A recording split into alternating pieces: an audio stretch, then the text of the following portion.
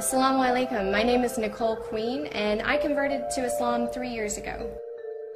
I grew up in close to Louisiana, the border of Texas and Louisiana, and when I was 8 years old I moved south of Dallas and grew up in a really small town there. Most people can't even find it on a map. We had about 48 kids in our graduating class, and so when we were growing up we went to a fundamental Baptist church. So I kind of am very thankful to them because they built a really strong foundation of religion inside of me. And since the religions are so close, Islam and Christianity, it was like home away from home, like to come to Islam. Nicole Queen and her husband Hassan live busy lives, working in the heart of Dallas, Texas, the largest non-coastal city in the United States. My parents, they weren't really as religious. They were more free thinkers. Like they believe in God and they love God and they're close with Him. But they're like typical American people where they don't really live their life for God. You wouldn't see it like in their daily routine. But my grandparents were definitely a lot more religious, and so we had a pretty strong foundation already instilled in us. I was a photographer here in Dallas, and most of the jobs that I got were at nightclubs because I was an event photographer. I was kind of like the paparazzi almost. We had to take all the pictures that showed up in the magazines that kind of told you who was in this party and who was in that party as far as celebrities or athletes or any famous people that were in town. You can imagine like it was a really crazy lifestyle. Constant having to be at a party. Everything you did was at nighttime. You usually slept most of the day. And really not a peaceful lifestyle at all. Because I had still a little bit of that urge for God in me from growing up like as a Baptist, I felt a lot of emptiness like living that kind of life. It was like daily you are surrounded by people that are greedy, I guess I would say. They are definitely kind of wound up in themselves, and I was always talking to my friends like, I want some peace, like I want to feel like I have a better purpose, that this isn't it. I'm just around a party all the time. Life's a big party. And I definitely didn't feel like life was a big party. So they would always tell me, you have an awesome life. People want to be like you. You get to go to things that people have never been to, and you get to be around all these producers and publishers and everything. But when you're around that all the time, it's kind of scary. You look at people and you think, nobody cares about anything. Nobody cares about anything important. They don't even really know what's going on outside of their little bubble that they live in.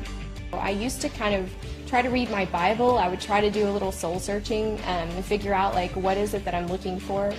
And I would have nightmares at night, just where I'm just searching for something and it's like I can't find it and I'm always running towards something.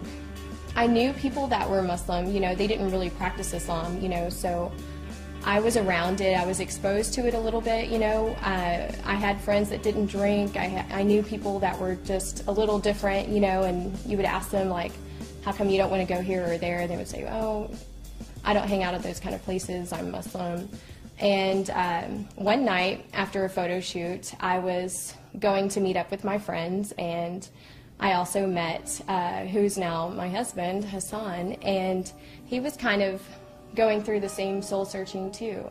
When I met Nicole, we met in a outside like lounge, and I was practicing Islam, but not completely the way I should be practicing Islam. And Nicole, when I met her also, she was looking for peace in her life. So by the time when we met, we were able to relate to many things together toward better ourselves, to be a better person. We would talk to each other all the time about what we were looking for in life, about what we wanted to be, and how we wanted to be different than what we were now. I kind of talked to Nicole about Islam, at the same time remind myself about my religion. And what kind of person we need to be. So I was telling Nicole about how to go to classes at the mosque and to learn more about Islam. And same time for myself, I tried to get more closer to my religion. He used to talk to me also about Islam, and so it was kind of like this Islam thing just keeps getting brought up around me.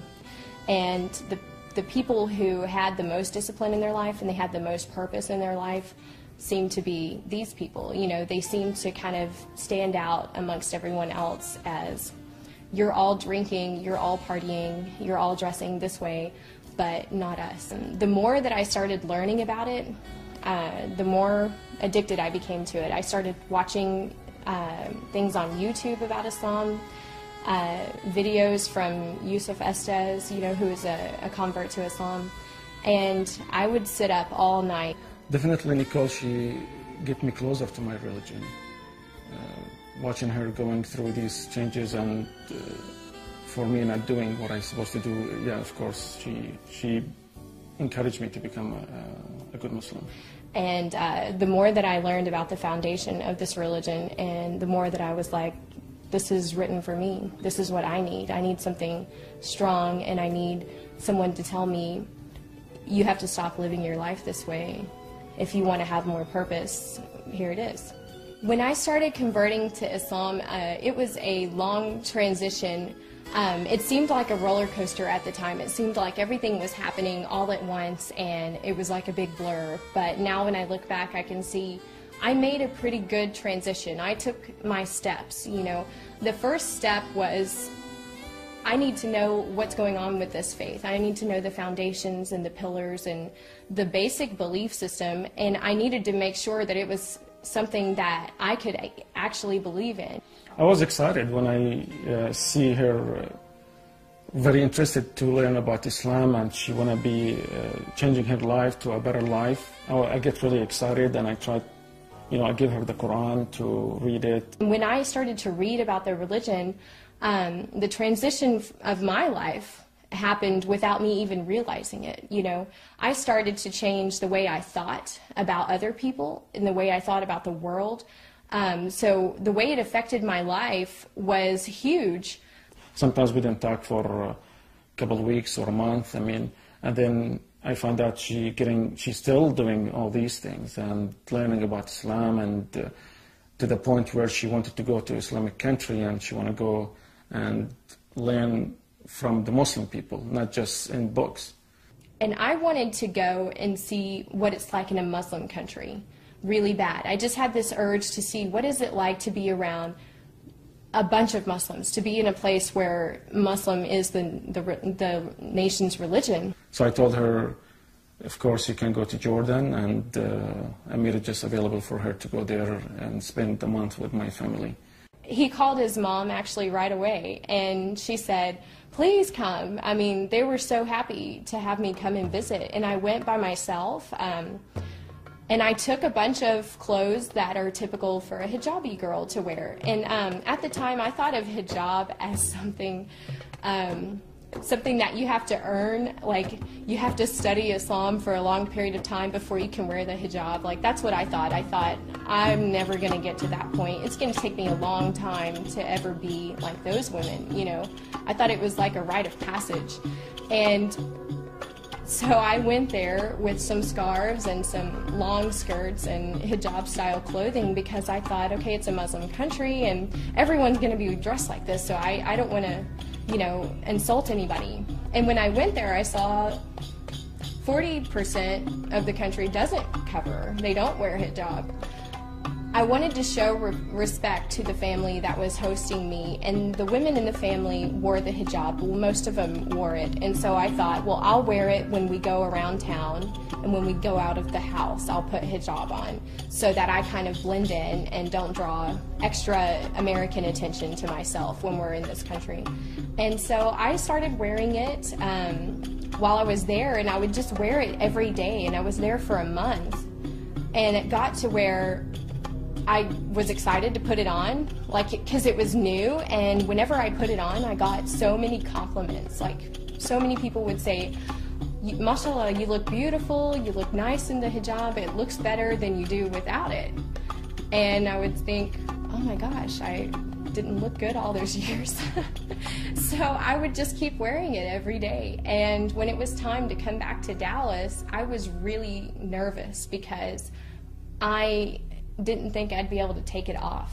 And I was like, what am I going to do when I get home? I want to keep wearing this, but I haven't told anybody because I didn't decide to wear it when I left to go to Jordan. And when she came back wearing the hijab, I was happy, but I didn't tell her that. So I came back and I told my friends and I told Hassan, I don't think I can take off this hijab.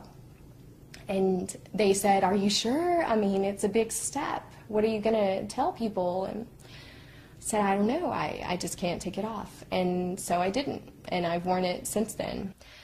I knew that a girl wearing hijab doesn't belong in a nightclub. And that's not respectful either to the other girls that wear hijab, because you're making a public display of your faith. So if I bring God with me into a nightclub, then I'm not showing him respect.